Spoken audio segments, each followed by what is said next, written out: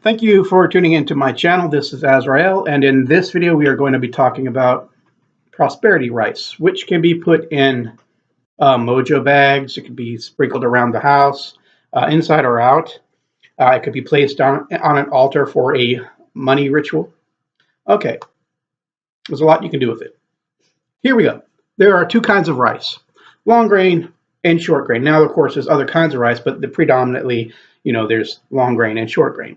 Long grain is what we're used to at Chinese restaurants. You get your little, Chinese fried rice. It's long grain. You have Spanish rice. It's usually sometimes long grain, depending on. The short grain rice is sushi rice. Basically, it's small, and when it's cooked, it's very sticky. That's how sushi keeps its shape so easily, is because the rice sticks and holds its shape. Now, the reason why I'm going this route is that, first of all, rice itself doesn't matter which grain or what type. It comes in abundance, so it is used for fertility. And because it comes in abundance, it's also used for prosperity and money rituals. In some Native American cultures and maybe other places, rice is used to invoke rain, to try to petition for rain.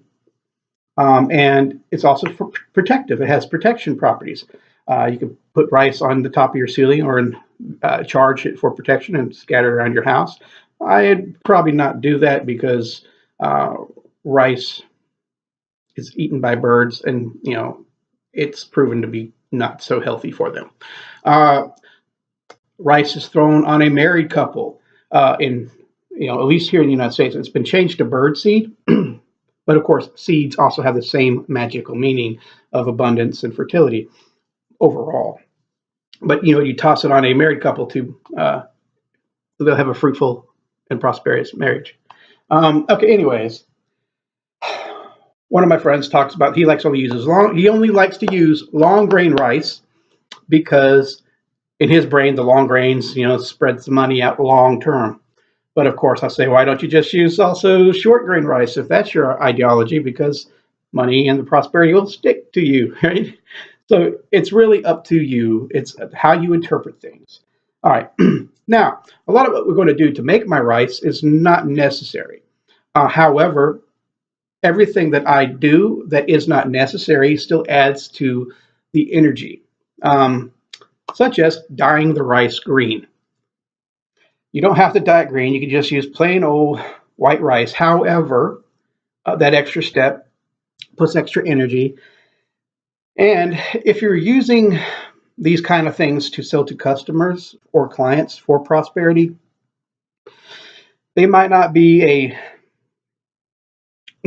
typical magician or witch, and visual aids help these people who don't have the skill like a typical witch would with visualization and so forth.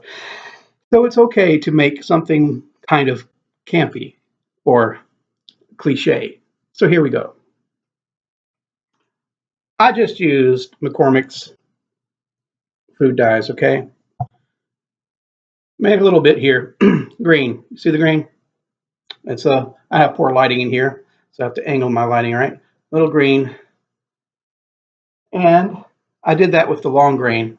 Just pour a couple of drops and stir and stir and stir until you get the color you want. And it got yellow, right? Yellow. Oh, you can't see that either. But in any case, it's yellow, trust me. You see it? Yeah. But in any case, those are the short grain rice. Now, I'm going to mix them together to form, green and gold, right? Because green is for money and prosperity, and gold is for happiness and prosperity and money. Mixing them together, it adds a depth of color, and it adds texture. When you feel it, it just feels different than just one grain of rice. Now, and we're also going to add to the mix a cinnamon stick. You just break it in half or in small pieces, and then you crush it up in your mortar and pestle. You don't have to make it dust. Again, this adds, well, cinnamon, first of all, adds prosperity. It hurries things up. It's also protective too, but again, it hurries things up and it's used in prosperity and healing. It's almost an all purpose herb for the most part, but it's very good in prosperity and to speed things up. All right, so now we got crushed cinnamon, and we're going to go ahead and put that in the mix too. Now, you're going to want to let your rice kind of dry after you use food dye to color it. Okay, and once it's dry, and you mix the cinnamon, you can mix them all together. Then this is a very unique and well, kind of campy almost. Glitter. You know, I used to laugh when I was younger about adding glitter to some of my concoctions, but I actually learned to use glitter from a local hoodoo lady, and she basically said, well, the color in the glitter itself adds to the ritual. And then it dawned on me that glitter, I said, well, you're right. And then glitter is shiny. It reflects. So literally, it's reflecting your intentions. And in prosperity magic, for example, a little bit of gold glitter kind of helps make things more pretty to look at. So when you add the glitter, you also got to have the rice a little bit wet after it's been dried. After the dye has been dried, you're going to want to moisten it up again with a little bit of, say, peppermint oil. A few drops, and you spin it around, stir it up. Otherwise, the glitter will fall straight down. Okay, you want to have the rice a little bit moist, just almost dry, completely dry, but just a little bit moist for the glitter to cling to the moisture. So then you get something that looks like this. You see that? You can even see it shiny. See? It's like a good old pot of gold. A little shiny little glitter. Okay, now, of course, then you could use fake. We're going to add some coins. You could add fake coins or paper money. But if you're going to use paper money, I would use the sympathetic properties of just using imitative toy money, because one, you're going to have to cut it up, right? You'll cut it up to where it's like a dust, not a dust, but something that you can sprinkle. You don't want to destroy real money to do that. And of course, it might be ideal because it's real money, but fake money has a sympathetic property. So, as above, as below. A lot of cultures that, like in China, for example, they will burn paper money that's not real money. They will burn paper money as a symbolic gesture to give financial or prosperity to the spirit of their lost loved one, because it is the energy that's put into it. And because paper money represents real money, it's kind of that same, as above, as below, sympathetic, imitative thing that a lot of magic is actually based on.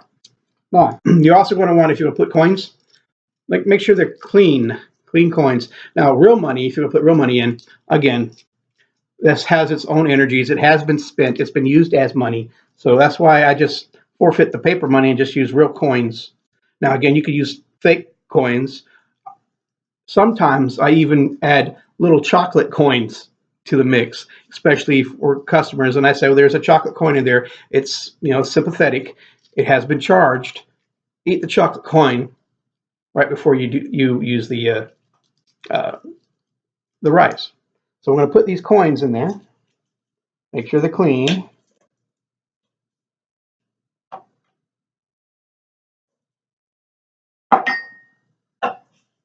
Okay. Oh, I forgot. I think I forgot. We are going to also place a lodestone.